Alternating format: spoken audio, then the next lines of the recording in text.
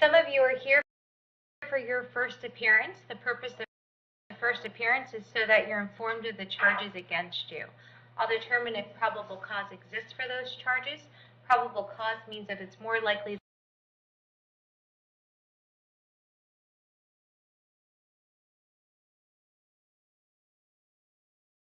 than not that a crime has occurred, and more likely than not that you're the person that committed that crime. Of course, as you stand before me this morning, I presume that you're innocent of these allegations, and that presumption of innocence will stay with you through every course of the proceeding, unless and until the Office of the State Attorney is able to prove the charges against you beyond to the exclusion of a reasonable doubt. We will set your conditions of pretrial release today, which is your bail or bond. In most cases, you have a bond settled ready pursuant to the bond schedule here in the 5th Judicial Circuit under the warrant that led to your arrest.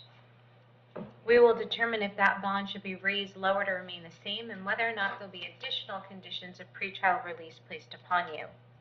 We'll let you know when your next court date will be. If you'd like the services of the Office of the Public Defender, I'll gladly appoint the Office of the Public Defender to represent you. You're advised that you have a right to have contact with folks on the outside, to include family, friends, and counsel. Finally, and most importantly, you're advised that you have an absolute right to remain silent with regards to the facts that surround your arrest, and I encourage you to do so, for there is an assistant state attorney here in the courtroom with me this morning, and if you tend to say something to incriminate you, they will use it against you in the prosecution down the road. Now, may I please have you raise your right hands to be sworn? Do you solemnly swear to tell the truth, the whole truth, and nothing but the truth? Thank you. When you hear your name, may you please step forward to the podium. Ms. Miller? And Judge, just so the court's aware that the state does have an offer of withhold fines and court costs. Thank you so much. Good morning, ma'am. Good morning. May I please have your date of birth? January 18th, 1969. Thank you so much. I have for you today a failure to appear at a Judge Hitzman's court, and there was a capias that was assigned in that matter. It's my understanding that there is an offer for you today if you'd like to resolve your case. And that offer is a withhold of adjudication and to assess the standard fine and court costs. Is that something you'd like to do today? Yes. Okay. And you understand that entering a plea, you're waiving your right to trial by jury to confront the witnesses against you and to any further discovery. You're also waiving your right to have the state prove the case beyond and to the exclusion of a reasonable doubt, and your right to remain silent. And you're giving up those rights to take care of it with this plea. Yes. And in case 23 CT 187 to the charge of driving while license suspended or revoked, how do you wish to plead? You may plead no contest.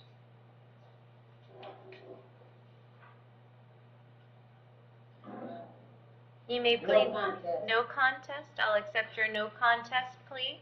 I'll find that it's freely and voluntarily made. I will withhold adjudication, assess the standard fine and court costs to include a cost of prosecution, and that's $450. And if there's nothing else holding you in the jail, you may be released. Okay. All right, thank you.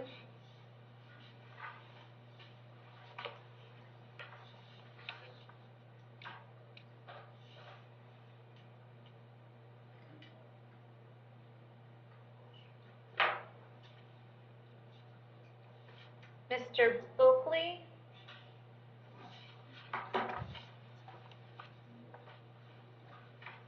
Hi, yes sir, may you please state your name for me? Jacob Buckley. Buckley. And Mr. Buckley, may I please have your date of birth? August 20th, 2002. Thank you so much. I have a charge for you today of a battery that's domestic in nature. There's probable cause for that charge. Are you going to represent yourself, hire a private attorney, or would you like the services of the Office of the Public Defender? The public defender. Okay, I'll appoint the Office of the Public Defender to represent you. We have no priors, Your Honor. Thank you. And Mr. Buckley, I have an address for you in Tafton, Pennsylvania. Yes. Is that a good address for you? Yes. Do you have family in this area? Yes. And whom does that family include?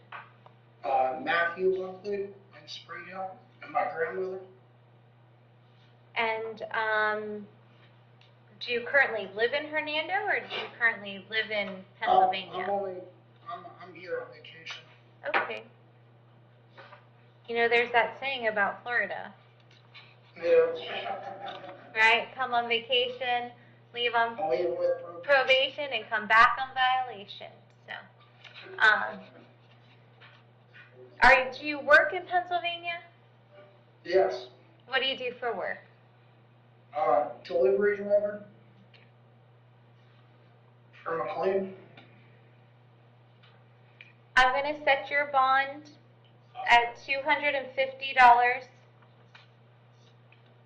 A condition of that bond is that you're going to have no contact with your father, Matthew Buckley. I'm Okay? sorry, can you repeat that? A condition of your bond is that you're to have no contact with your father, Matthew Buckley. Okay? Let me explain no contact. No contact means no contact of any kind. You cannot call, you cannot write, you cannot email, you cannot text message, you cannot contact them through social media or a third party. You cannot go where they live and where they work. Any way that you might imagine having contact, I forbid you to do so. For if the court found out that you had contact, they could revoke your bond and you could be held without bond until the charge is resolved. It means no contact even if they want the contact. So for example, if you pick up the phone and you hear their voice, you should hang up. If you are out and about and you see them, you should walk the other way. Okay? Yes, ma'am. In Florida, victims do not have the ability to drop charges. That function rests solely with the Office of the State Attorney. If you were sharing a home with that person, you may go by one time with the assistance of law enforcement. You can contact the sheriff's office before, and they'll arrange a time to meet you there so you can pick up your belongings. Do you understand? Yes. Okay. And your next court date is going to be March 22nd at 9 a.m. in courtroom C, Okay. here in the courthouse in Brooksville. All right, thank you. Thank you. You're welcome. Mr. Chapasco? Stay right there. Hi, yes, sir. Yes, ma'am. May I please have your date of birth? 5/16/60. Thank you so much. I have two charges for you this morning, a tampering with an electronic monitoring device and sexual predator violation. There's probable cause for those charges. You're going to represent yourself via a private attorney, or would you like the services of the Office of the Public Defender? Public defender. I'll appoint the Office of the Public Defender to represent you. Your Honor, the most recent history we have is his lewd and lascivious from 1997, but we would ask that it stays as a no bond because of his tampering with the previous GPS monitor. And Mr. Chapasco, when you're not incarcerated, where will you live? I'm sorry? On the street. On the street? Did you have work lined up for you upon your release from Department of Corrections? No, ma'am. Okay.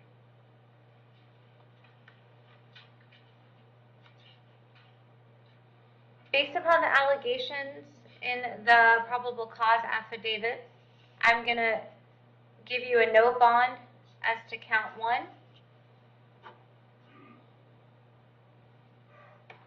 And I'm going to give you a $25,000 bond as to count 2.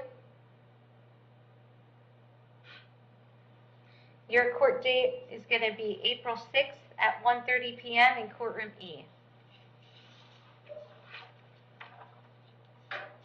Thank you, sir. Leave.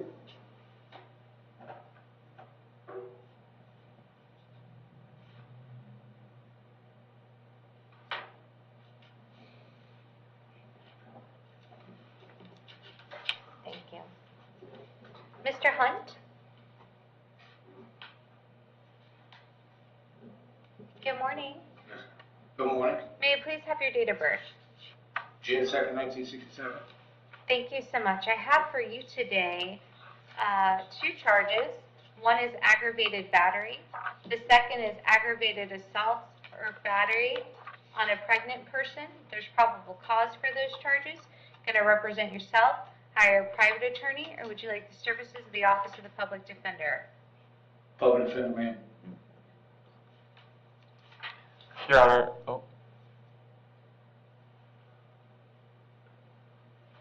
Yes, you may go forward. Your Honor, he has a driving on suspended in 2016 adjudication, selling or being in possession of a vehicle with altered numbers in 2006 adjudication, driving on a suspended in 2007 adjudication, and a violation of FWC rule or order level 2 in 2007 with a withhold on that, and he has priors before 1997. Thank you. Mr. Hunt, I have an address for you on Owl Road. Yes, ma'am.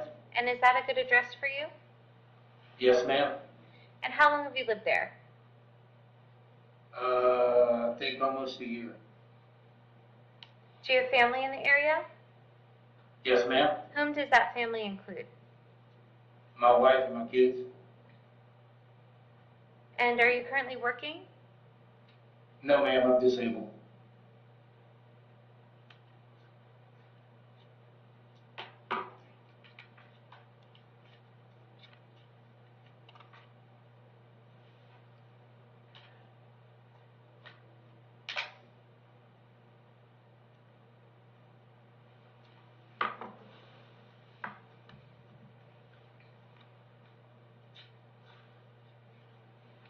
I'm going to keep the bonds pursuant to the warrant at $10,000 as to count 1 and $15,000 as to count 2. A condition of that bond is that you're to have no contact with the alleged victims. Did you hear me describe no contact? Yes, ma'am. And did you understand it fully? Yes, ma'am. Your next court date is going to be April 6th at 1:30 p.m. in courtroom E here in the courthouse in Brooksville. Yes, ma'am. All right, thank you so much. Thank you. Mr. Marks?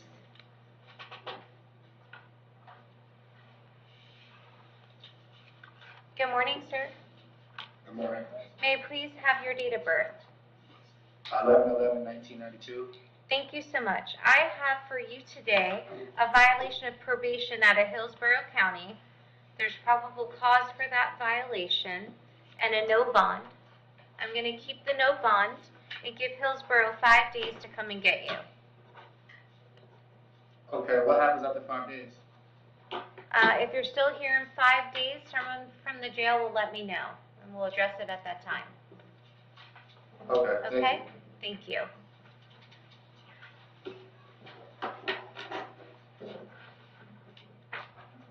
Jail, I believe that's everyone we have. That's everyone, Your Honor. Have a great weekend. And you as well. Thank you so much.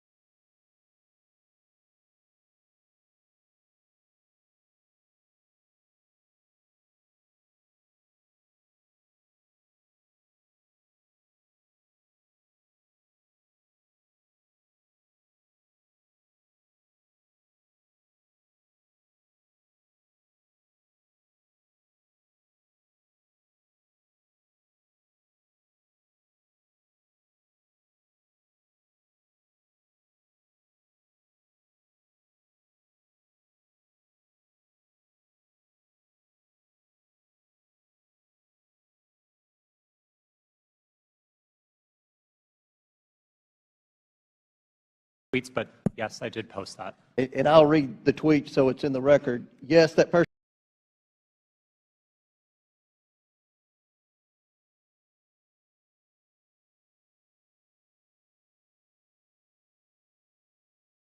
in the pink hat is clearly a bigger threat to your brand of feminism than actual Nazis in the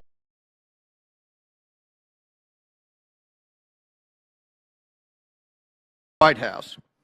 Mr. Roth, do you think all conservatives are Nazis? Certainly not, sir. What about the hundreds of people who worked in the Trump administration? Certainly not. Did Ms. Gaddy or any other lawyer at Twitter ever tell you to take down that tweet? No, Twitter did not have a practice of restricting employees sharing their personal viewpoints on the service. Okay. Turning back to the laptop, Ms. Gaddy, are you aware that Hunter Biden's lawyers, as recently as last week, wrote the Department of Justice about Hunter Biden's laptop? I've seen some articles about that. Yes, they did. And it appears that Hunter Biden's attorney is admitting that the laptop and emails on it are authentic. So, Ms. Gaddy, on October 14, 2020, did Hunter Biden report to Twitter that he was the victim of a hack? No, I don't believe he did. Ms. Gaddy, when the New York Post initially broke the story about the laptop, did you call Hunter Biden's lawyer to ask if it was authentic?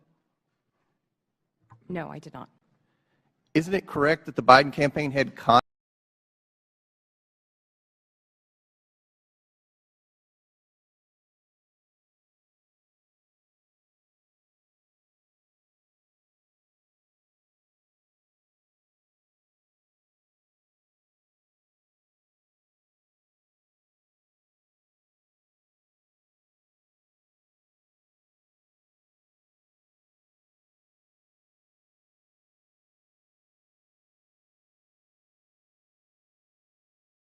contact with Twitter in the run-up to the 2020 election?